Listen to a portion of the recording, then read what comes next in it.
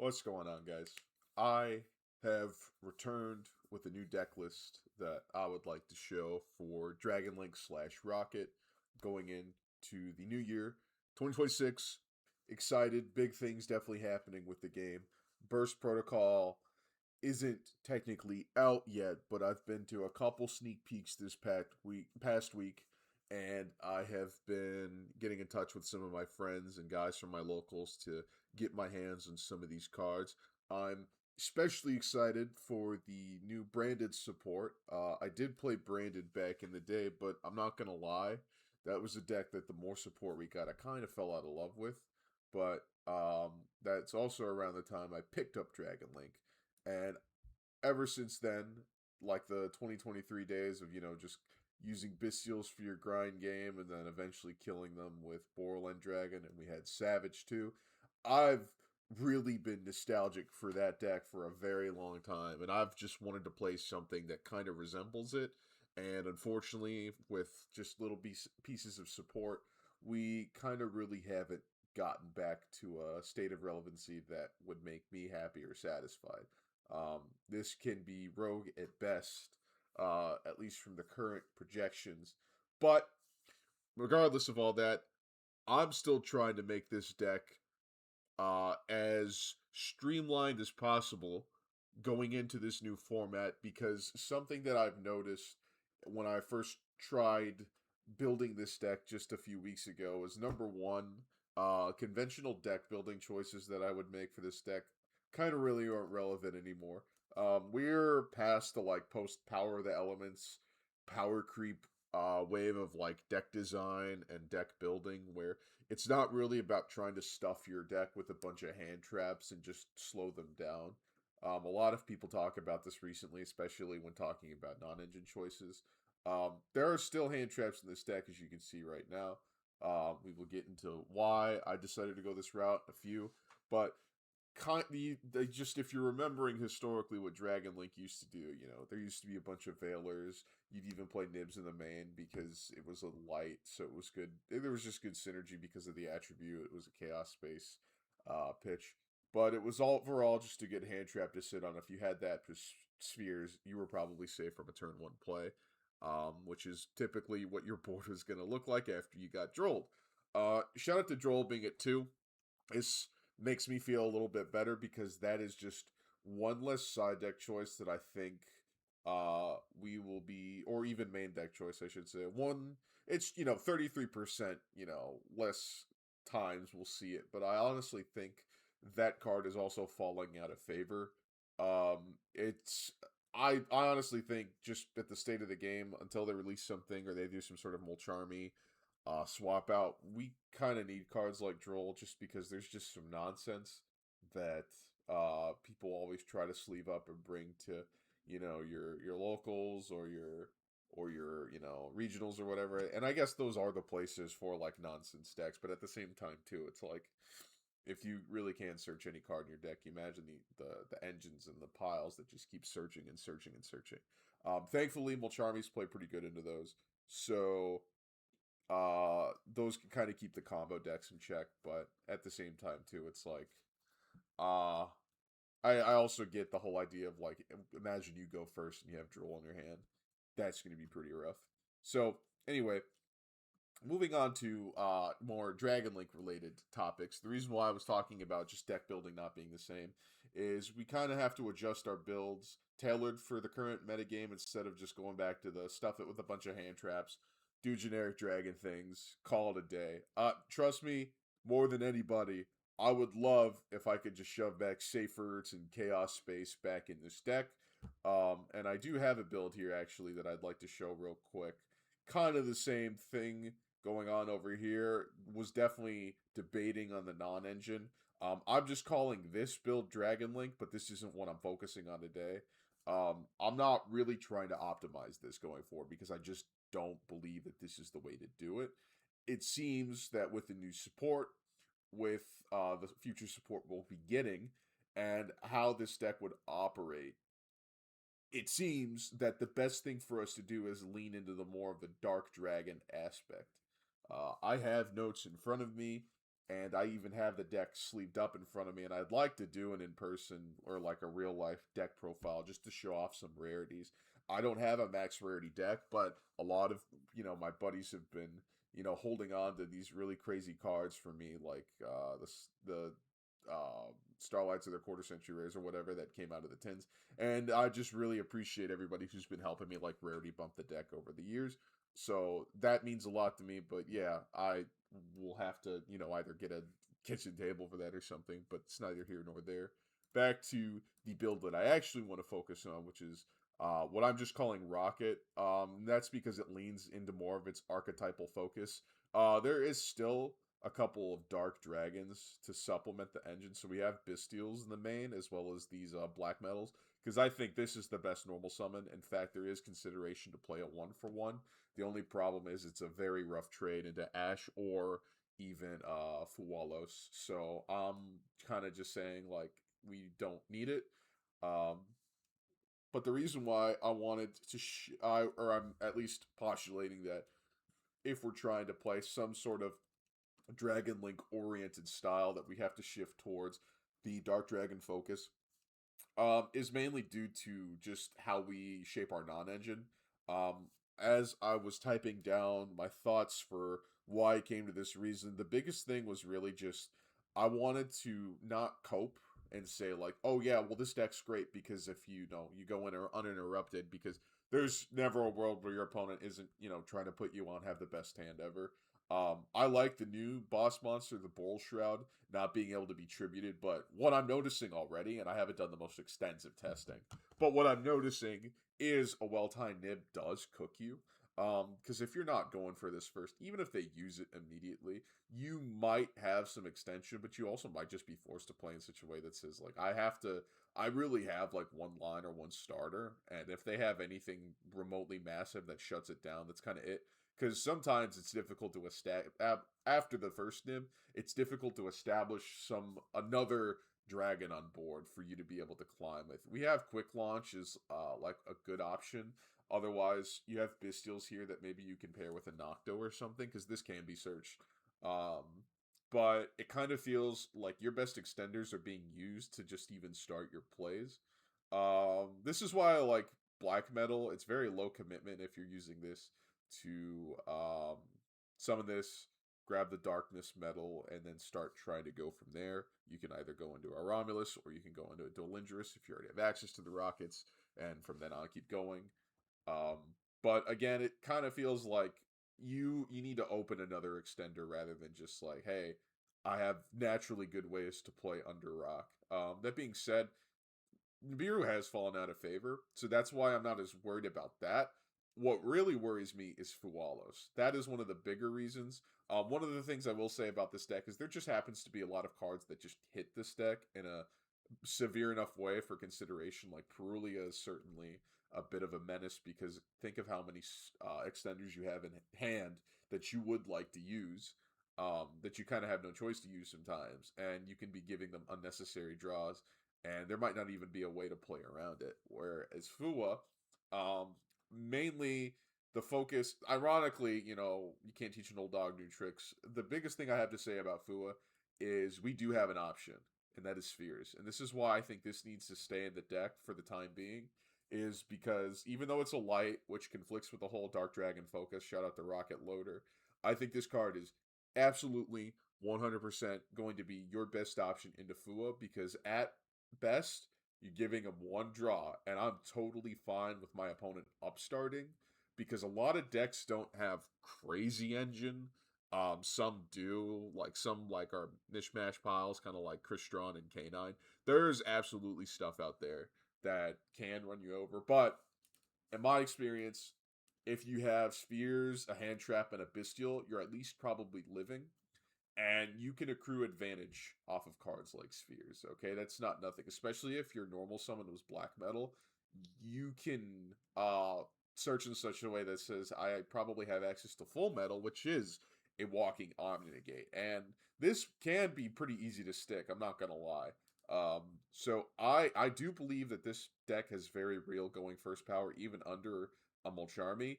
It's just that there are a lot of decks out there that kind of just play Charmy or Hand Trap Proof. I think Draco Tail and I think I'll Helmet that deck is you literally just have to fuse once and you +3, you chain block off of it. Conventional stuff doesn't matter. And then and it's obnoxious because it's like the cards just kind of keep replenishing themselves for like very low commitment. Whereas we have to at least we have to stick a continuous spell or something. But back to Rokket / Dragon Link. I guess we should just get into card by card instead of talking about like the theory behind it. Is because again, I could go on and on all day about like certain weaknesses or certain like things I wanted to play around. Um, there's definitely a lot to mention when deck building, but this video is probably going to be longer than what I expected anyway because I'm certified yapper, but I also just really love dragons. I'm just looking at my notes to make sure I'm not missing anything other like important. Um, Something I will mention is the reason why I'm still a believer in this deck is because it does have good deck qualities. There are explosive combos that can kind of just result in board wipes and OTKs. And that happens more often than not because the Boral cards are just kind of crazy. The grind game potential is very real with Bystials. We can talk about what you might be seeing in the side versus the main about why grind game is a bit of a it's an option on my mind, and it's an option I really want to play, but I didn't go full commitment to the bit. This also has a high ceiling just as a deck, mainly because you never really know what your opponent's cooking. There are a lot of different extra decks. Like I've seen people utilize the Dragon Ruler rank 7 for spell trap negate, and I do like that. But I think that card is if like you're getting to that like I don't know why your opponent's letting you play. I just don't see that feasibly happening a lot, and that is just an extra deck slot that I don't think can be wasted right now. All of these cards right here, these are the best 15 I think you can play currently. These are the best 15 that I think absolutely 100% without a doubt. If you have one flex spot, it's one of these synchros. But Draco Berserker is kind of the easiest synchro to randomly access with Tracer. So I always want that option because it is like a pseudo negate on board, being able to just banish a monster. And the Bystial Dispatter is not only a good boss monster, but it is also a good extension. So this, or a Bystial plus a Tracer, means you're just, randomly getting dragons. And especially if this sticks on the board, turn over turns, resummoning a light or a dark, that's not nothing. I think this card is phenomenal.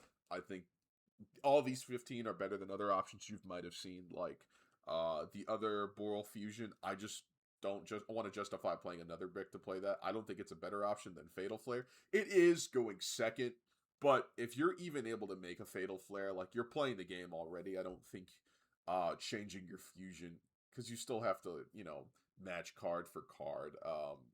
Whereas this, if you link it off, you're able to just destroy a card.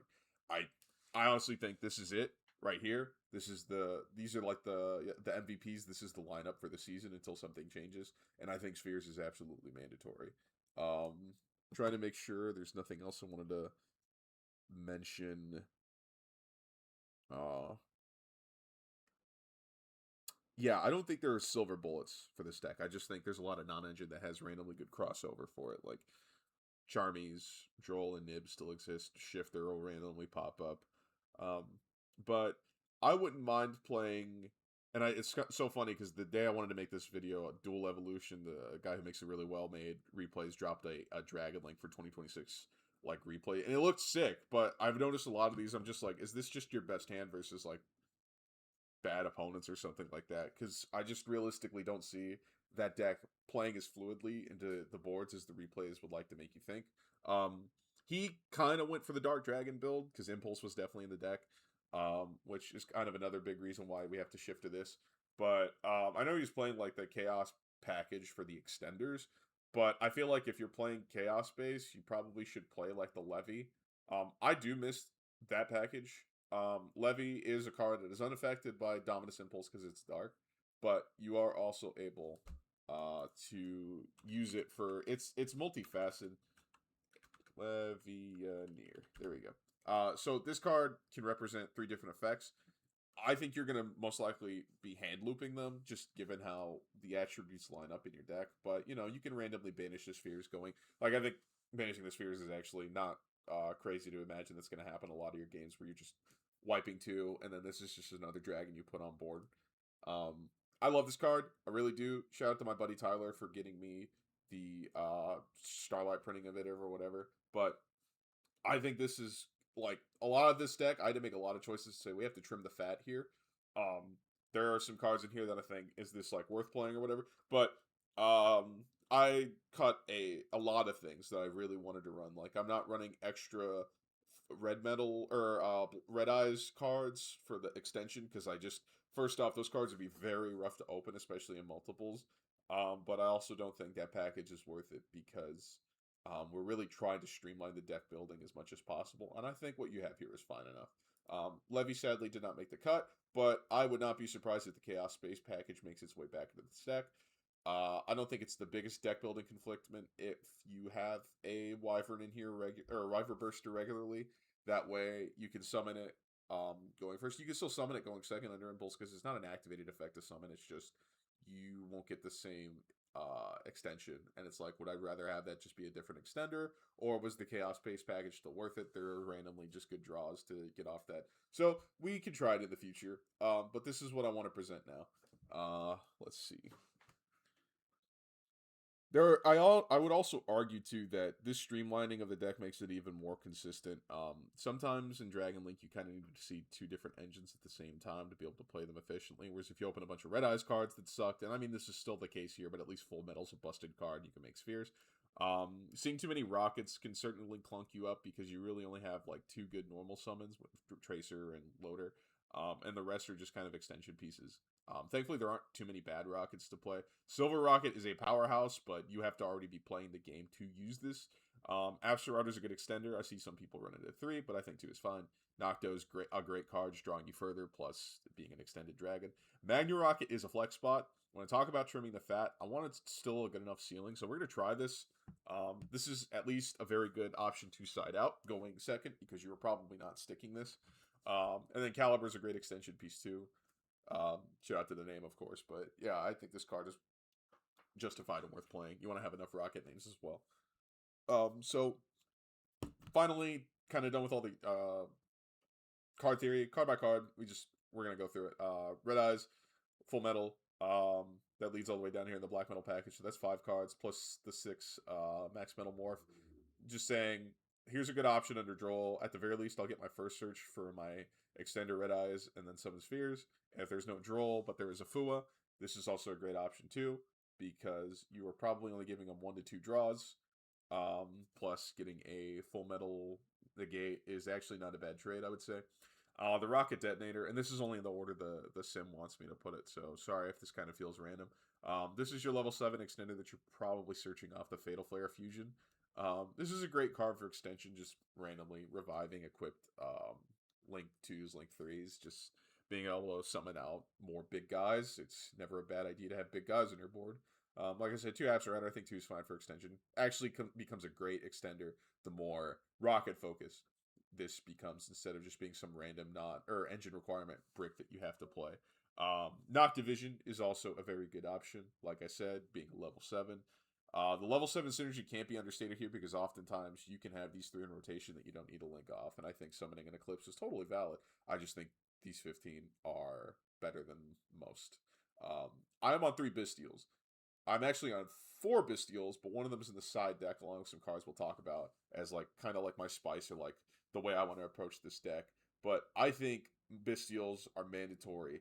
They do have some good hits in other decks, in case you're worried about maybe like Luna Lights randomly coming up, or you just want to hit some of the new Fallen of white cards. I think Bystials are great options for those, but you mainly play this just for being able to stick dragons on your board that weren't part of your normal summon. Because again, playing through a nib requires you to have a couple different extenders. So I can imagine you could hold an Octavision um, until you get to like a Boral Shroud or something. That way you're saying, all right, as long as I have a Bastille plus that card, which I probably searched, I can still make like a Link 2 play or something. Not that there are many good Link 2s to make after you have already kind of committed to your board and they might have nibbed you for your whole life. Like Quad Roll requires a rocket, but IP, SP still comes up, that kind of thing. So that isn't always a bad trade-off. But I just think these are necessary. I also think these represent a grind game. It's just you have to, make your siding plan adjust for it. in a perfect world, you're not getting into that grind game. It's probably a do or die situation. But I think these three are the best to play currently. Baldrake just randomly hitting cards off of its effect. It's being one of my favorite Bestials. But, Druid Worm, great for breaking boards, sticking on your board to keep you alive because they have to answer it. Magnamut is just, God card, busted card. 10 more years of Magnamut. Onto the other rockets, we got the random silver and the Magna. You play the silver because you want an extra deck rip, which is, very relevant against decks like Yummy that only have like one guy, one name for the Snatchy. And then you have Magna Rocket, which is your end board piece that you're summoning off of a popped silver rocket, which allows you to have a non-targeting send on your end turn, which is amazing. And this isn't the worst card to open again. A lot of these dragons can just be converted as your normal summon or whatever. Um, Caliber is kind of the same thing. He doesn't really do anything other than like if you just have a big dragon in hand that you want to summon. Not that there's any big dragons you really just can't summon by itself somehow. But Caliber can bring up cards like that. Otherwise, it's just a free level 4 extender that you can summon to Link Zones, which I think makes it a good card. Free Tracer, I think Tree's good just because you want to max out on good starters, or at the very least see good cards. Well, a lot of your deck will probably be whole of hand approaches rather than just use a one card combo. Same thing with Loader. Now, there's something to talk about with this card. This is one of the best starters next to Black Metal Dragon, but the problem with this card is that it dark locks you right off the rip. Which I think there is going to be some sort of skill or kind of like a tech that you will, if this is your only normal summon, but you do have the extender for it, I think you should absolutely 100% respect that. Fuwas can come down.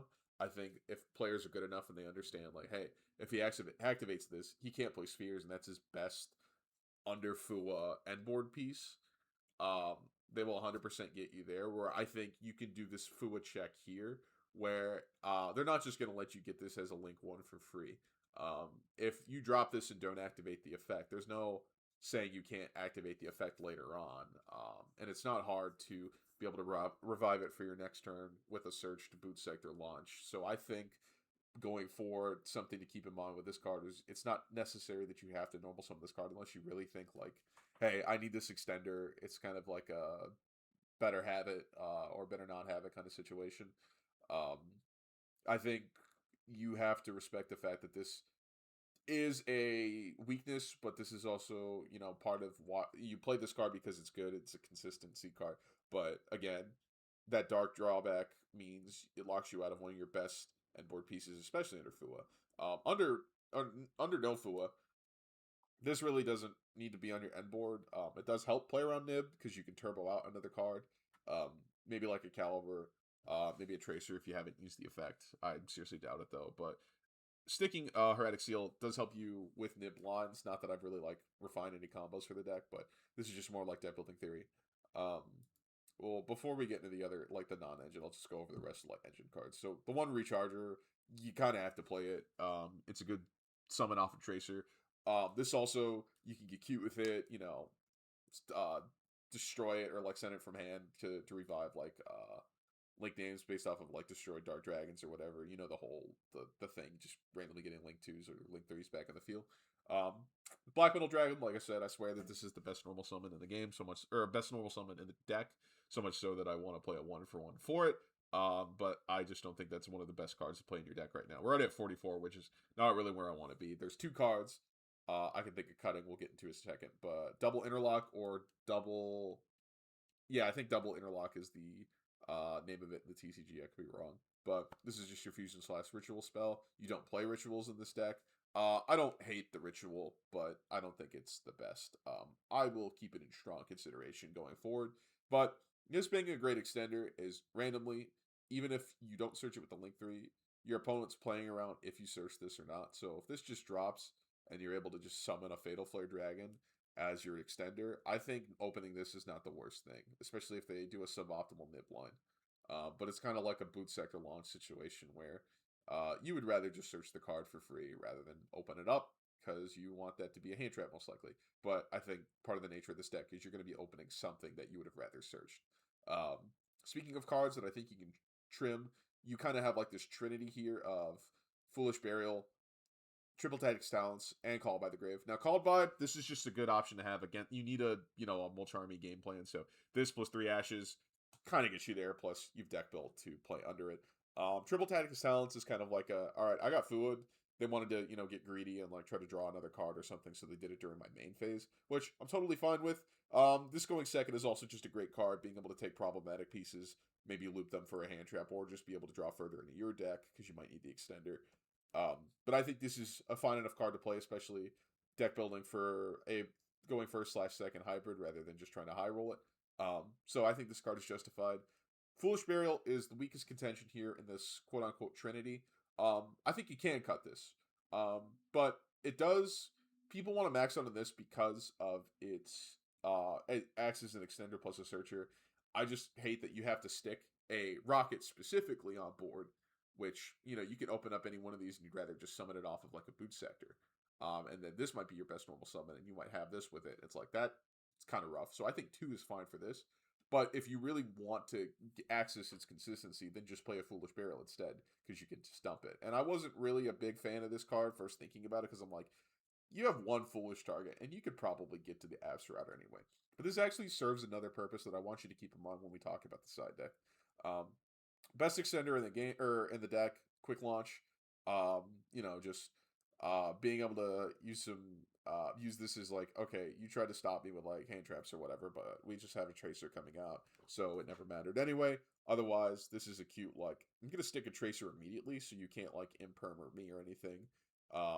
We'll just be able to tag out and skill check you there. The 2 field spells, Boot Sector Launch infinitely becoming a better card to open, because it doesn't unlock extension and you do play a lot of Rockets. And then I think Dragon Ravine is still necessary to be able to start plays with Black Metal Dragon and say that if they don't Fua or Droll me or anything, I can play the game and Ravine search or dump my Router Dragon. I think this is necessary, and I do think Romulus adds the ability to tutor your deck for your Rokket package, which is why these cards are still mandatory. And then Dominus Impulse being the biggest thing to address, which is this is the reason why we play this deck the way it is now. Dominus Impulse is 100% necessary, because your non-engine is just going to suck. I just don't think there are very many things you could play right now. Forbidden Droplet is an option, but that is something I'm going to try out on the side, where it's a great option going first or second, so I think you can cut the imperms if they're not doing the most. But I think the deck has enough cards to slow your opponent down and to try to stay alive, that this is justified, rather than having to play something like this where it like commits more cards. But again, Dominus Impulse being one of the best cards, being able to stop 5 manas if they have cards on the field. Otherwise, being able to stop Draco Tail summon spells. Otherwise, there are other cards that Dominus Impulse can really check. Doesn't turn on a Talents or Thrust. It will Dark Lock you, but again, like, other than the Charmies and the Spheres, we are 100% fine with that. So this card, this is the reason why I think you have to streamline this deck to play it. You have to cut a lot of the unnecessary stuff. The bells and whistles that we used to play, we had to cut fat cards or like just unnecessary stuff. To play this, though, I think justifies it. Now, the only thing I want to do next is try to slim the deck down. Like I said, I have some ideas of what to get. You could get rid of like a Magna Rocket, but it just lowers your end board, ceiling a little bit lower. Imperms, always still being a fantastic hand trap just because of how versatile it is. Can be used on your turn, their turn. Doesn't turn on talents. Isn't only actable in the main phase. Not really the greatest, spot targeting negation, but it is what it is. And then the Maximum Morph, another brick that you have to run. Not the worst if you open it, because they might not be able to play around random Omnigate dropping out of nowhere if you just like Bisteel them. So, extra deck, Striker, Pisty, you gotta. Spheres, this is again another focal point that I want to focus on. Like, we're not cooked if they Fua. This is our best option. Spheres plus a hand trap, even plus a Bisteel, whatever. We're getting there, we're living. IP Mask Granite, because I think this card is a good endboard piece, but you're probably not going to make it as much as possible. So if there is any argument to cut this for like a Boral Lord Furious, or maybe an Eclipse or something, this would be the card to maybe consider getting rid of. But this is typically going to always be accessible, whereas Eclipse requires level 7s. Boral Load requires you to either make a less optimal fusion or to play a fusion brick spell to tutor for it. Romulus, because you have to play the Ravine. If you get Dark Locked, it sucks. But it, again, just does add consistency and the ability to lock the deck, or unlock the rest of the deck. IP or SP because you got it. It's Dark Link. This is still a fantastic card. Delindrous because extension. Just being able to revive this for free once rockets hit the field means you get to your big guys bigger or faster. True Sporal. This is a crazy card. Just being able to search that rapid trigger plus having goaded arrows for pisty plays. Boral Sword because it is a free card and I like free cards. Being able to summon just randomly out of nowhere off with the Boral Shroud. I think this is worth having. You can consider this another flex spot, maybe, but I think you are more likely going to get to the battle phase with maybe just a Bull Shroud Dragon and Bull Sword can come out, rather than other cards that you could have been playing in the first place. Plus, going second, being able to stick this, making the Bull Sword out in your battle phase, probably going to wipe their board, so it puts you in a very favorable position. And then Borland being a custom card, the God card, three-headed dragon, you gotta love it. Can't it's just it's hard to deal with, can wipe boards, keeps reviving your rockets so that it pairs well with your Bowl Shroud. What more is there to say? Draco Tail, or not Draco Tail, Draco Berserker of the Tenny, because this is still the next best level 8 option that we can play. Acting as a substitute for Savage. Please, Konami, give us that card back. But Draco Berserker represents a lot of damage, being able to attack twice. So board wiping, plus if they activate monster effects, being able to banish relevant stuff. Dispatch I already talked about. Great Extender, Great Import Piece. And then the Fatal Flare, because it is an engine requirement, but it's also a fantastic card. These are the best 15. On the side deck, you're going to notice something here. I have a Lubellion and a Saronir down here. And this is the deck building choice that I wanted to talk about that turns on the Foolish Burial and unlocks the Bestial Grind game plan. So I love Branded Regain. I love the Bestial engine entirely. It's one of my favorite engines of all time. But the problem is, this is a very awful card to open up with, and you're probably not sticking your Bestial game plan trying to go second. As well as you have to consider that you deck built with Dominus Impulse in mind. So this Lubellion will not be searching if you have to go second and you had to use your Impulse, which just makes it a really suboptimal card to be playing. So the reason you play 1-1 is because you are able to unlock this combo with Dragon Ravine or Foolish Burial, both being able to send Saronir, Saronir being able to send Lubellion, and then Lubellion being able to extend itself off of your plethora of high-level dragons that can then place a Branded Regain. This is a going first side in. So this, you could replace the Fua package with this easily. And you have now just unlocked a way to grind with some of the grindy decks in the format. Of course, really only accessible going first, but maybe there's some matchups that Dominus Impulse suck and that you can side those out of. But being able to just say, I'm randomly plussing off of every single one of my turns, at least plus 1 or 2, and we're going to be able to go toe for toe. At the very least, I'll be able to amass card advantage so that I'm not just getting out resourced here. I think this card is fantastic, being able to put back banished pieces and whatnot. I think your Bestials are absolutely mandatory to stay alive, to extend, and to break boards, just being random big DD crows. This is a really cool option that I came up with on the spot, and I would love to trademark this. Hopefully, some other people consider this as a very good option. But I think there are a lot of cards you can play going first, going second. So this side deck isn't perfect, right? You'll see that I wanted to have a lot of matchup coverage, which is why there's a Thrust package in here. But Thrust does also have synergy with deck building choices we already have, such as the Talents and the Foolish Burial, so it can unlock our deck. Forbidden Droplets, I'm not too sold on just yet, but this is a great card that you can swap in for Imperms if your opponent's trying to establish bigger boards. You have the board breakers that you pair with for the triple tactics talents, so the Dark Ruler, Feather Duster, Lightning Storm. So you always have back row hate plus just getting rid of a very annoying effect on board.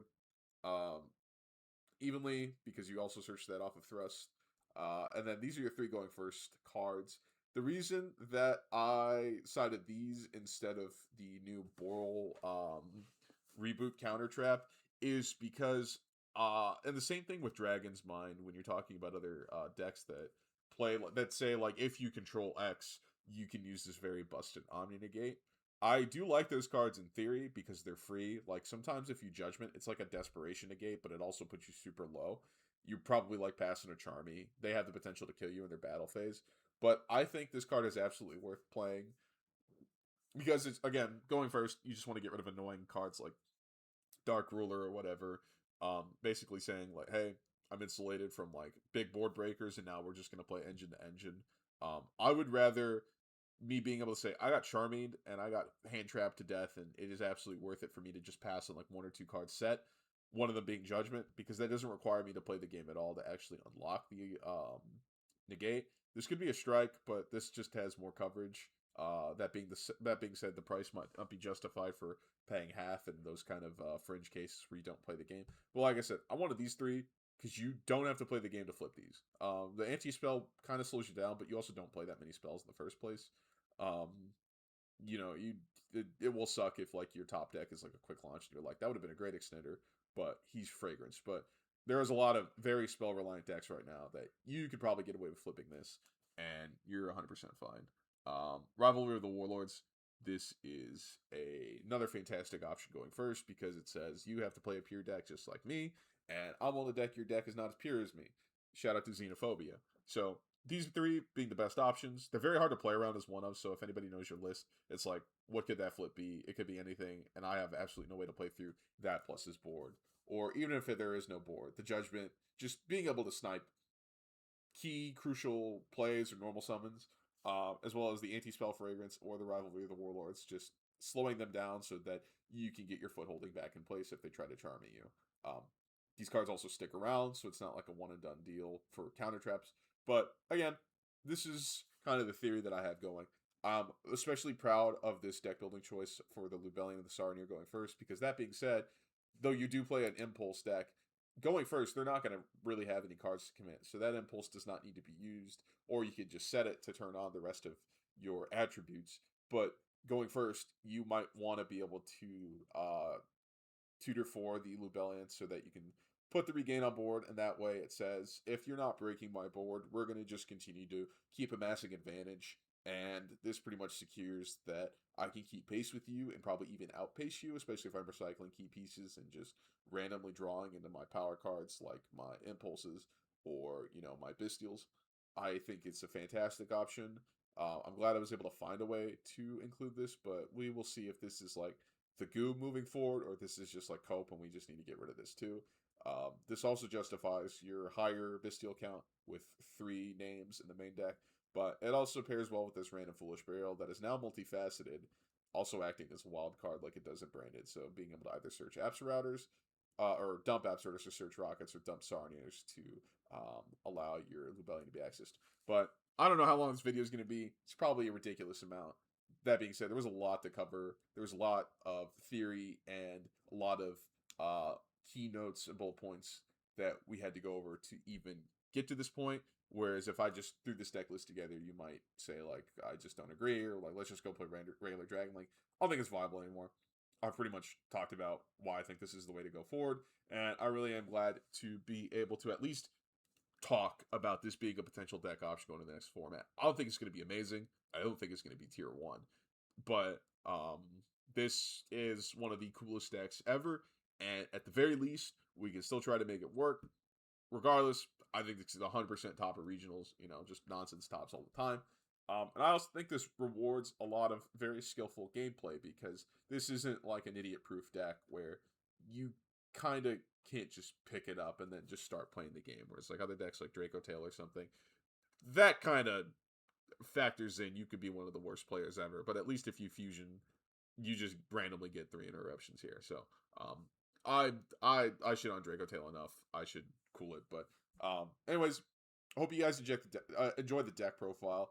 Hope you appreciated all my insight and all my talking points about a lot of the decisions of why we came to this conclusion, and hopefully we can see a much more favorable meta or atmosphere, especially when we get the new cards like the Link 2's busted, and that Rokket Barrage / Circular is insane for the deck. But there's still a lot of problems that we have to keep in mind when approaching this, and this is the conclusion that I've come to: Spheres being your best game plan under Fua, and then just trying to either kill them with Dark Dragons or put them on a grind game going second or going first.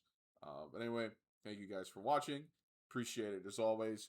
10 more years of Dragon Supremacy. We got this. Let's do it. This is our year. Okay, goodbye.